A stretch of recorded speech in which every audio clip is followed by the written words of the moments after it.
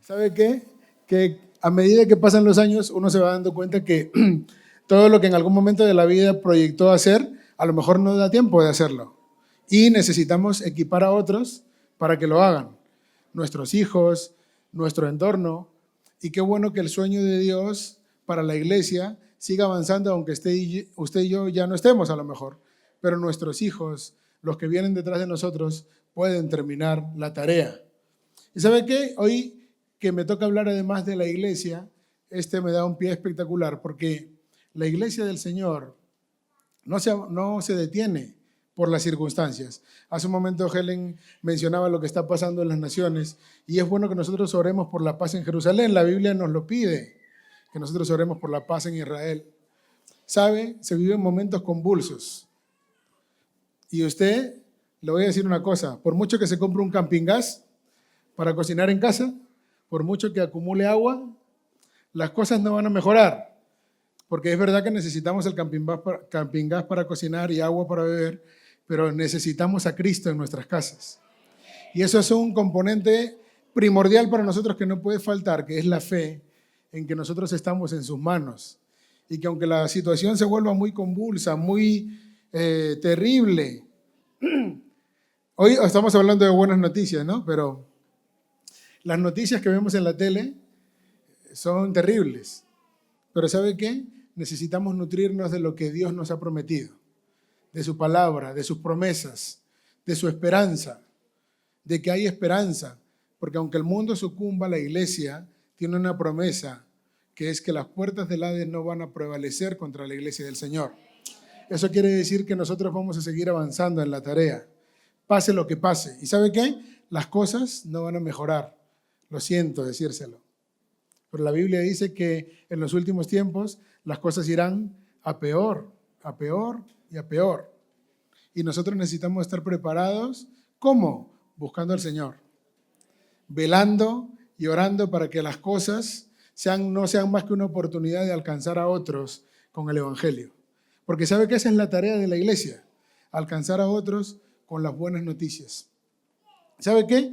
Necesitamos entender que la iglesia, que hoy nos toca hablar de ella, no es más que una comunidad, un lugar donde nos hemos reunido que traspasa estas cuatro paredes, porque muchas veces cuando hemos oído hablar de iglesia, lo resumimos a esto, y la realidad es que aunque aquí estamos en un lugar muy bonito, con aire acondicionado, aunque alguno veo que se abanica, pero no estamos pasando calor, estamos cómodos, no es esto la iglesia como tal.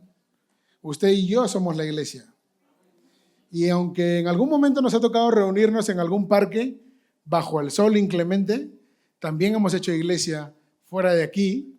Necesitamos asumir que nuestro llamado como iglesia no está únicamente situado en esto. ¿Sabe qué?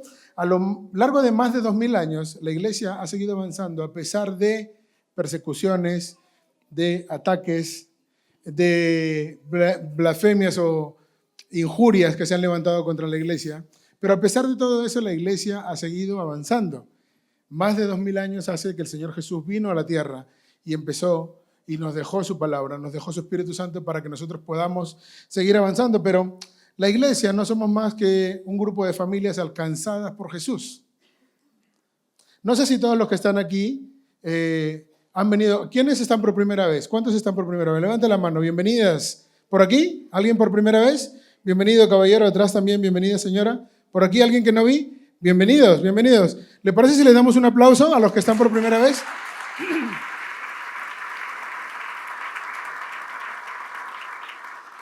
Bienvenidos a nuestra casa. Esta es nuestra familia. Y como en todas las casas cuecen habas. No hay familia perfecta, pero aquí estamos preparados y dispuestos para amarlo, así que bienvenido.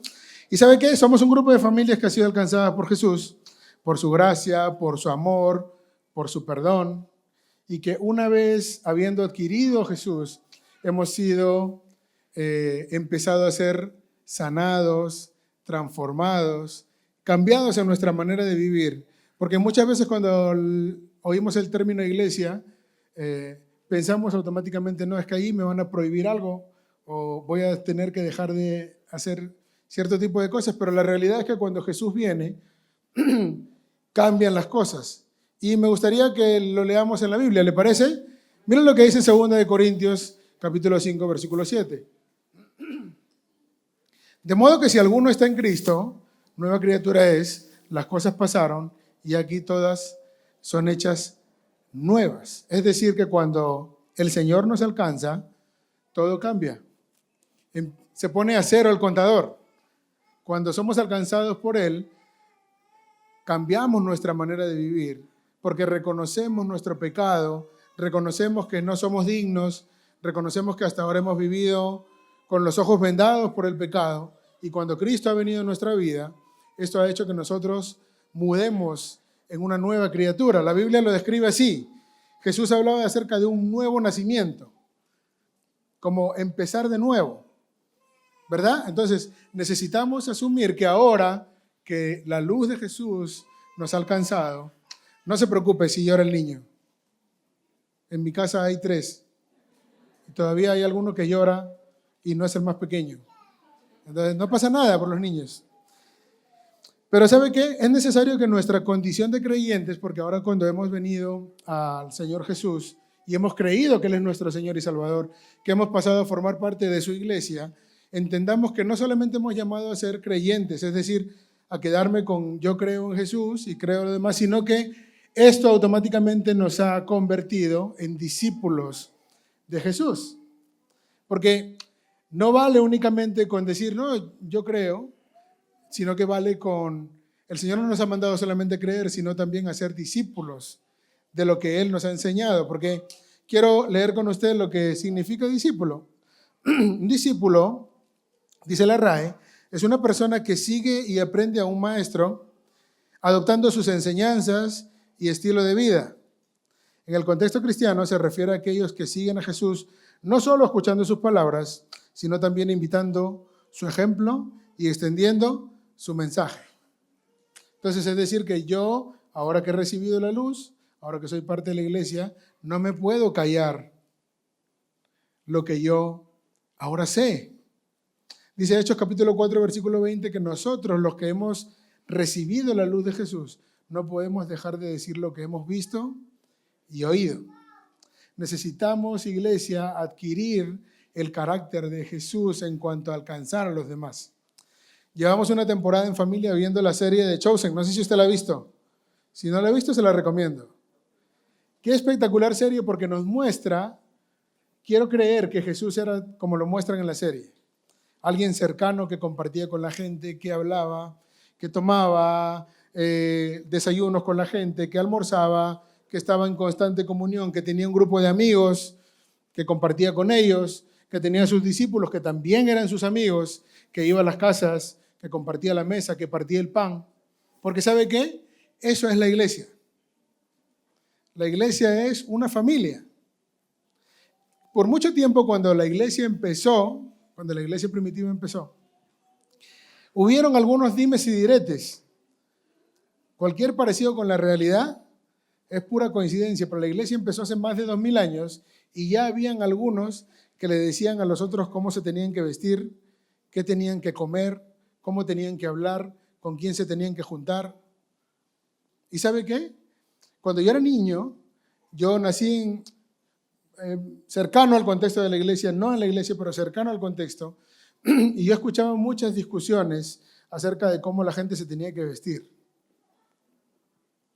Es que te tienes que poner la falda así, porque si no, pecado mortal. Tú te puedes matar a alguien, pero si llevas la falda larga no pasa nada. Más o menos así. Más o menos, yo sé que es un poco escandaloso mi ejemplo, pero más o menos era así. Si tú te vistes de cierta manera, eres menos pecador que así. Entonces, como yo era niño, observador, yo decía, pero esta señora y este señor que va con corbata hasta comprar el pan, que no tengo nada en contra de las corbatas, no me gustan. Me la he puesto 3 veces, en mi boda y cuando se casan mis amigos más cercanos. Bueno, ahora que soy pastor y tengo que casar gente, pues me pongo corbata. Pero, ¿sabe qué? Por mucho tiempo la religión nos ha enseñado que la iglesia es hacer lo que los hombres dicen. Hay que hacer esto así, la liturgia es más importante, las costumbres son más importantes, las formas son más importantes, y le hemos quitado el lugar a Jesús en medio nuestro, que es lo que realmente es la iglesia. Alguien que puede venir aquí y que nosotros podemos abrazar sin prejuicios. Qué complicado es eso para nosotros, porque venimos todos de un contexto que por mucho tiempo se ha tornado religioso y nos ha hecho alejar a la gente en lugar de abrazarla. ¿Y sabe qué? Ahora que estábamos viendo a tope con el tema de la serie, a Jesús se le acercaba gente de todo tipo, de todas las clases. Y la Biblia nos enseña que a él lo llamaban unos que era glotón, comilón y bebedor, porque se juntaba con publicanos, con prostitutas, o sea, con lo más granado de la sociedad de aquel momento. Y decían los religiosos, pero ¿cómo se puede llamar maestro si anda en las casas de la gente comiendo? ¿Y sabe qué? Hay un pasaje en Mateo donde muestran que vienen unos discípulos, hace poco predicaron de eso aquí, que vienen y dudan del Señor. Y le dicen, manda a Juan a preguntar si tú eres el Mesías o hay otro que ha de venir. ¿Y sabe qué? Hay una discusión en ellos y entonces el Señor le dice, contarle a Juan lo que veis. Los cojos andan, los ciegos ven y los cautivos son liberados. ¿Y saben qué? La iglesia, familia, necesitamos entender que la tarea nuestra es salir y presentarle a la gente a Jesús. Hay un pasaje donde se nos muestra claramente cuál es nuestra misión como iglesia. Y me gustaría que lo leamos juntos y está en Mateo capítulo 28, versículo 19. Este es un pasaje clave para todos en el cristianismo. Dice, por tanto, id y haced discípulos. ¿Haced qué?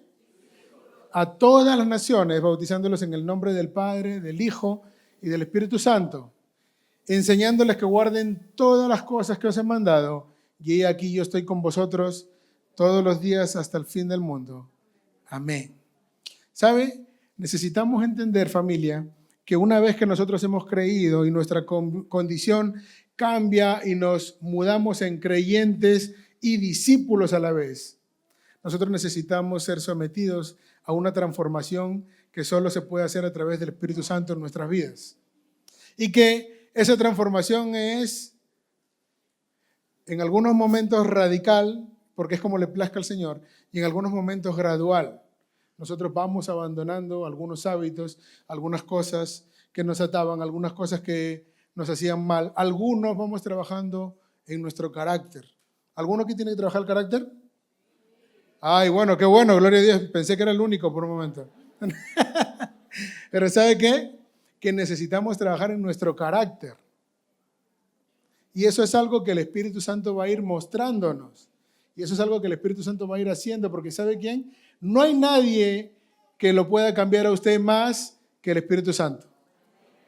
Es el único que nos puede cambiar. Es el único que puede hacer de nosotros personas diferentes, radicalmente diferentes.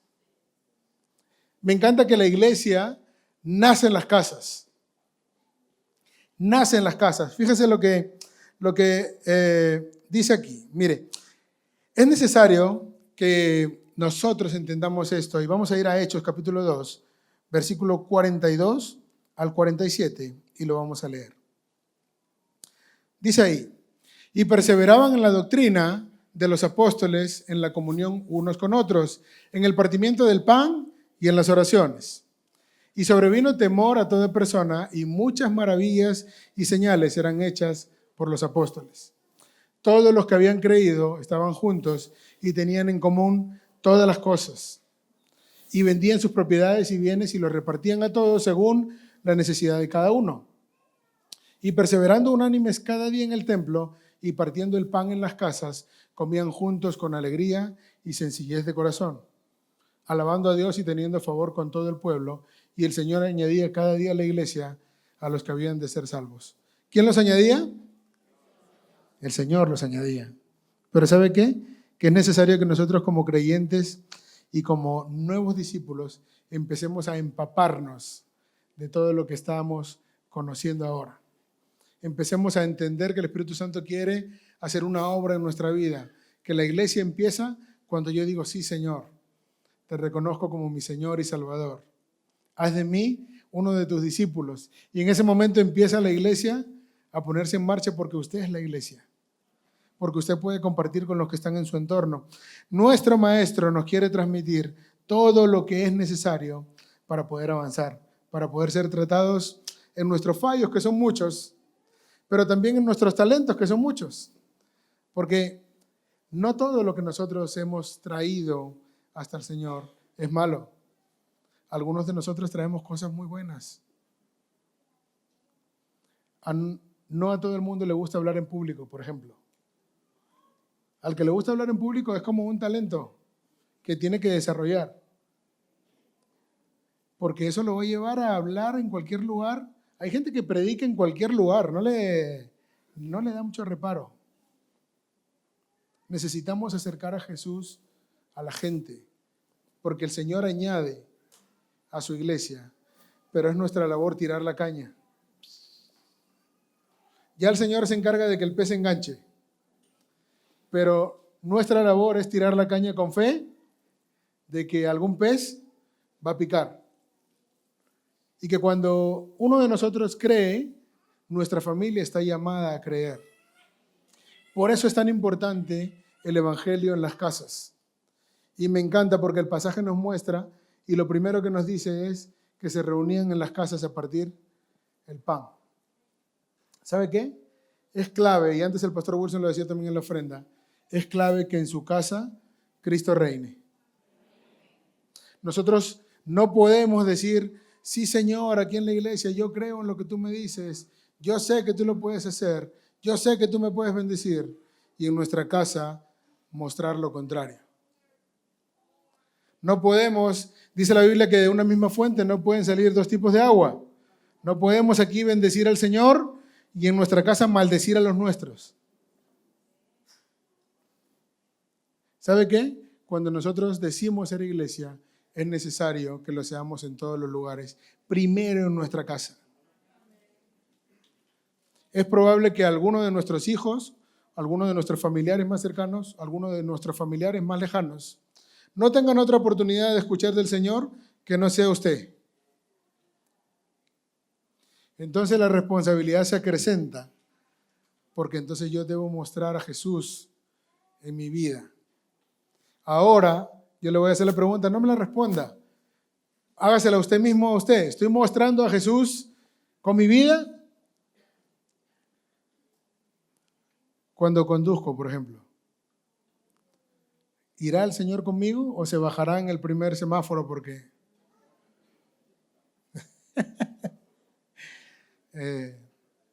¿saben qué, familia?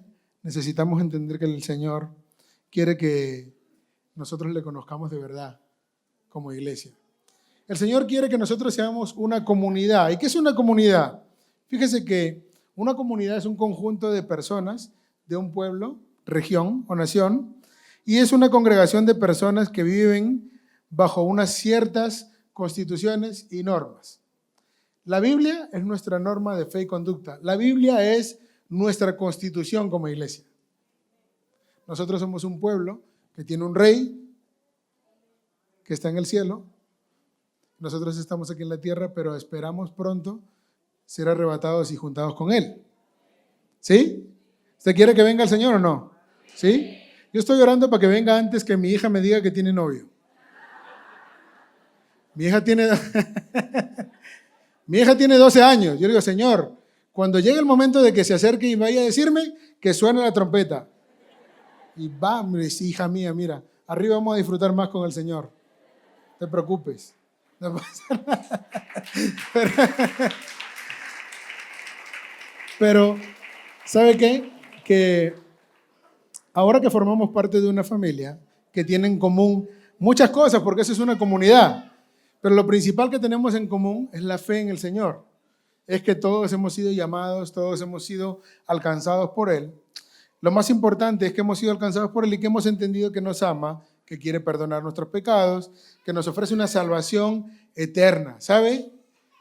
que el Señor Jesús nos ofrece una salvación eterna que no se puede comprar con dinero. Estamos en una época de la vida donde parece que todo está al alcance de un clic. Lo bueno y lo malo. Y voy a aprovechar aquí para hacer un paréntesis, porque el otro día estuve en una charla de padres que me dejó devastado por cómo están nuestros hijos siendo alcanzados por la pornografía. Es terrible. Así que aprovecho una vez más para decirle que como la iglesia empieza en nuestras casas, tengamos cuidado con nuestros hijos. Estemos pendientes de lo que ven, de lo que leen, de lo que escuchan por ahí, de lo que escuchan también en nuestra casa. Necesitamos entenderlo. Necesitamos adquirir herramientas, formarnos. Curso de padres, curso de parejas. La iglesia los tiene. Lea libros. ¿Sabe? Necesitamos tener una respuesta para nuestros hijos. Cuando estuve en la charla sí que sentí que tenía como 70 años. Porque digo, no puede ser, a mí que me gusta la tecnología, estoy lejano de poder saber lo que están haciendo. Necesitamos entender, familia, que el Señor nos está dando una alerta y que nosotros tenemos que responder. Este viernes hay cine en familia aquí, ¿lo vio? Venga con su familia. No se lo pierda.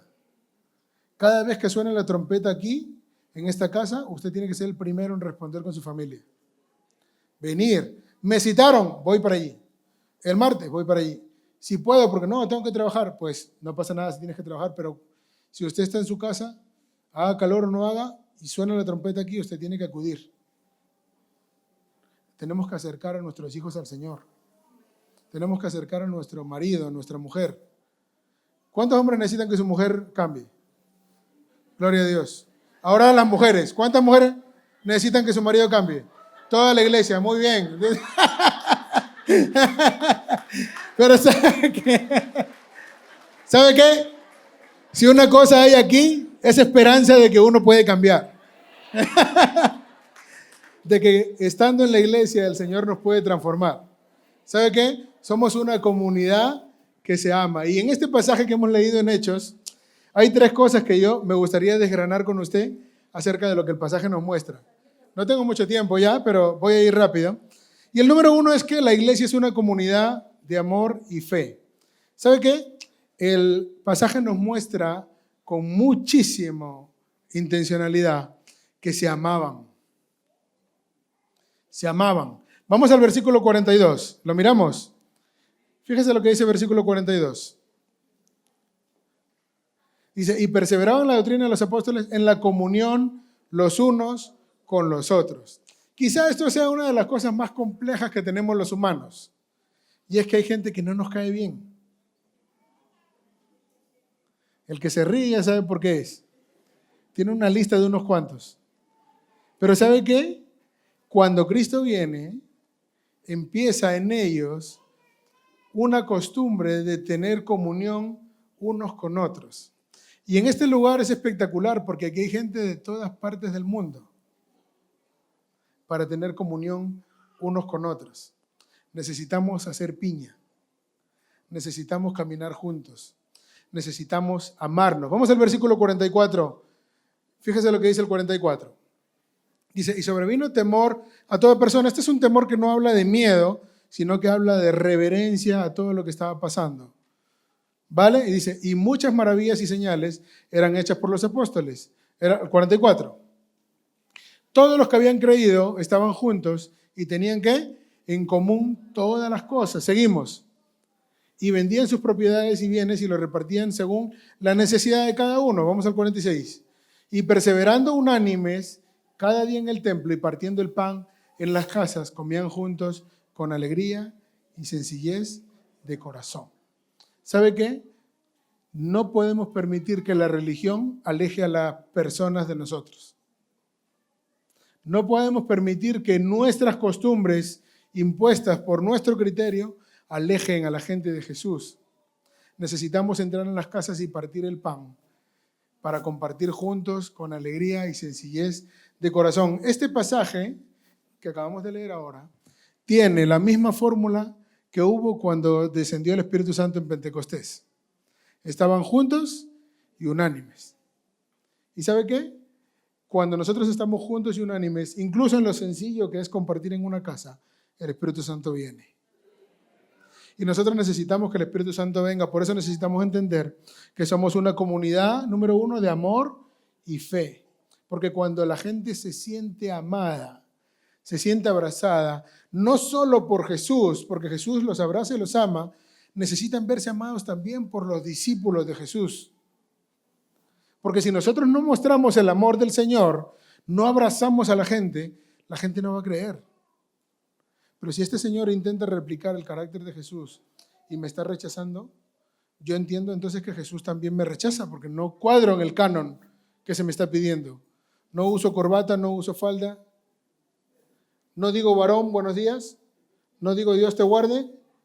Cuando alguien me pregunta cómo estoy, no respondo amén. ¿Y sabe qué? Muchas veces nuestro lenguaje aparta a la gente de nosotros. Yo sé que quizás estoy siendo un poco duro, pero necesitamos entender que al Señor Jesús lo tenemos que llevar y que no se trata de una liturgia. Se trata de que la gente tenga confianza, se sienta amado por mí para que me cuente sus problemas y yo poderle decir, ¿me dejas orar por ti? ¿Puedo orar por ti? Dios puede hacer algo por ti. ¡Wow! ¿Sabe que las cosas pueden cambiar de un momento para otro por una familia si a lo mejor usted les ofrece una oración, les ofrece ayuda, los abraza a pesar de sus errores, a pesar de venir llenos de historias, de haber sido lo que fuese antes? No podemos dejar que la religión nos arranque de ser una comunidad de amor y fe donde se comparte el amor de Jesús por las personas. Necesitamos entender que esa es nuestra labor. Ir y hacer discípulos a las naciones, pero nadie nos va a querer seguir, nadie va a querer seguir a un Señor que no los ama tal y como son. Yo sé que puede ser que tengamos 1000 fallos, todos los tenemos. No se preocupe, el Espíritu Santo los va a trabajar. No le diga a nadie cómo tiene que hacer, que lo haga el Señor. Usted ámelo, ámelo, aunque le cueste, porque yo sé que hay personas que son difíciles de amar. Yo soy uno de ellos. Todos tenemos errores y en algún momento podemos ser difíciles de amar. A este le voy a amar, es que es un pesado. Pues sí, le tienes que amar al pesado. El Señor te lo ha entregado para que lo ayudes, para que lo acompañes. Número 2, somos una comunidad de poder y milagros. Vamos al versículo 43. Versículo 43, eso es, dice, y sobrevino temor a toda persona, y muchas maravillas y señales eran hechas por los apóstoles. Cuando nosotros somos una comunidad de amor y fe, el Espíritu Santo actúa en la gente. Porque ¿sabe dónde se producían estos milagros? En las casas. El pasaje nos está hablando de que están en las casas reunidos y partiendo el pan y estando juntos y amándose, el Señor hacía muchas maravillas y señales. La Biblia nos muestra a Jesús sanando a muchas personas, no entre la multitud, muchos en muchas casas. Lázaro, la hija de Jairo, el siervo del centurión, el paralítico que bajaron por el techo, mucha gente en las casas. ¿Está haciendo su casa un lugar donde el Señor puede hacer maravillas y señales? Si no lo está haciendo, dele caña. Invite a la gente a tomar café y ora por ellos. Invíteles al cine en familia. Invítelos a la iglesia. Tráigalos. Necesitamos entender que este poder, que esta fórmula de estar juntos y unánimes, hace que el Espíritu Santo venga. Oraban juntos. ¿Sabe qué? Es crucial orar juntos. Crucial. Porque no solamente estamos hablando de algo de hacer en lo natural, en lo terrenal, en lo que se puede ver, sino también algo en lo espiritual. Señor, dame la oportunidad de hablarle a esta familia. Dame la oportunidad de compartir tu palabra con estos señores que me han dado confianza. Dame la oportunidad de orar por ellos. Dame la oportunidad de hablarles, de poder contarles. ¿Alguien aquí tiene algún testimonio que dar de lo que Jesús ha hecho en su vida? ¿Sí? ¿Cuántos? Levante la mano, levante la mano. A todos el Señor ha hecho algo en nuestra vida y tenemos algo que contar. Todos podemos dar testimonio de lo que Jesús, del milagro que Jesús ha hecho en nuestra vida. Todos.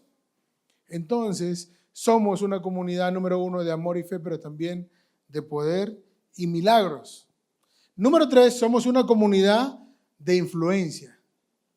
¿Y sabe qué? Eso me encanta porque he sido llamados a influenciar a otros con el amor del Señor y tenemos que entender que nuestra labor de discípulos es la de edificar la iglesia del Señor. Nosotros tenemos que estar dispuestos a morir en el intento de que la gente ame al Señor y sea alcanzada por Él. No hay mejor manera de influenciar en alguien que el ejemplo. No hay mejor manera de influenciar en alguien que la determinación de creer que Dios puede hacer algo con él, así como lo hizo conmigo. Hay un logotipo que me gustaría que veamos en la pantalla. Lo teníamos ahí, ¿verdad, chicos? Este logotipo imagino yo que todo el mundo lo conoce. ¿Sí? ¿Sí? Algunos beben mucha. Cuidado. Ahora hay 000. Pero sigue siendo igual de dañina, pero uno se siente mejor. Pero este ejemplo de este logotipo que todo el mundo conoce, ¿verdad? ¿Todo el mundo lo conoce o había alguno que no lo conocía aquí? Todos lo conocemos, ¿verdad? Ya lo podemos quitar. Esta fórmula mágica de esta bebida se creó en el año 1883 por un médico. En el año 1886 hubo un cambio en la legislación porque antes llevaba alcohol y hubo que cambiar la fórmula para que deje de llevar alcohol y entonces la compró un industrial grande de los Estados Unidos. ¿Sabe por cuánto? Por $2,700 de la época. ¿Vale? Hay que las oportunidades tenerlas ahí para cogerlas. Pero bueno, en el año 1897 se empieza a producir ya un poco a gran escala en el estado de Georgia, en los Estados Unidos. En el año 1920 hacen por primera vez en la historia de la marca, ya habían diseñado la famosa botella, el logotipo, un estudio de mercado para lanzarla en todos los estados de los Estados Unidos. ¿Vale? Estamos hablando de que desde su creación hasta ahí no habían pasado más de 40 años. ¿Está bien? No soy muy bueno con las matemáticas, pero por ahí va el tema. En el año 1920 ya habían ocupado todos los Estados Unidos. En el año 1945, cuando se desarrolla la Segunda Guerra Mundial, hacen una estrategia de marketing que cala en todo el mundo y es que le prometen a los soldados americanos que están peleando en la guerra que les van a hacer llegar la Coca-Cola hasta el frente de batalla, como un ejercicio de compromiso nacional. Ya sabéis que somos muy patriotas. Llega Coca-Cola allí, la empiezan a probar soldados que estaban en el frente, porque ya sabéis que eran los aliados contra los alemanes. Y entonces, cuando se dan cuenta de eso, entre el año 1950 y el 70, ellos lanzan con determinación una campaña para que antes que la empresa cumpla 100 años, estar presente en todos los países de la tierra. Por eso usted y yo la conocemos, porque se determinaron que en 100 años iban a estar en todo el mundo. La iglesia lleva más de 2000 años intentándolo y todavía no lo ha conseguido. Necesitamos tener determinación para que la gente conozca nuestro Dios, para que la gente conozca lo que nosotros tenemos que mostrar, que es mucho mejor que la Coca-Cola.